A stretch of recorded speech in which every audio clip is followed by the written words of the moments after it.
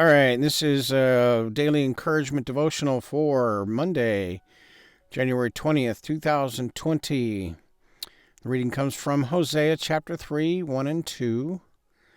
And the Lord said to me, Go again, love a woman who is loved by a lover, and is committing adultery, just like the love of the Lord for the children of Israel, who look to other gods and love the raisin cakes of the pagans. So I bought her for myself for 15 shekels of silver, and 1.5 homers of barley. Bought at a price is the title of today's devotional. The pathetic beauty and the power of these words in this scene is quite overwhelming, particularly if we take the view that in the early days of the marriage, Gomer was faithful to Hosea.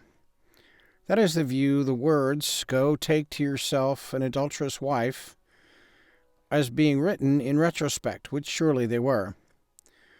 Through the agony of Gomer's adultery and departure, Hosea has learned something of what sin does to God. In this command, he is being taught the love of God.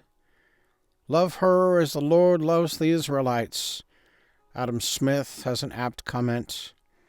The man learned God's sorrow out of his own sorrow, but conversely, he was taught to forgive and redeem his wife only by seeing God forgive and redeem his people.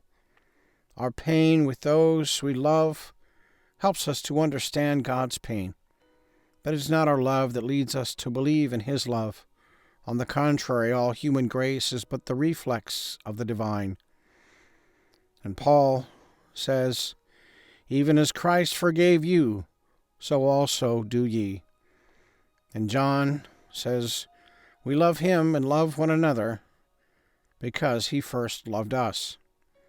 It is not far from this Old Testament page to Calvary. You are not your own. You are bought at a price.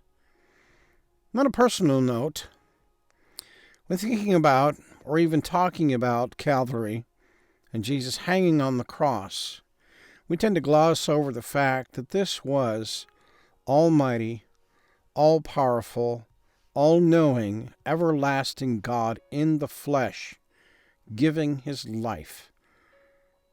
Not being taken from him, but given. That would have been more than enough to pay for the sins of 1 billion worlds. How great was his love. All right, and there's a link there for an old one from Bob Carlyle. I Am Not My Own.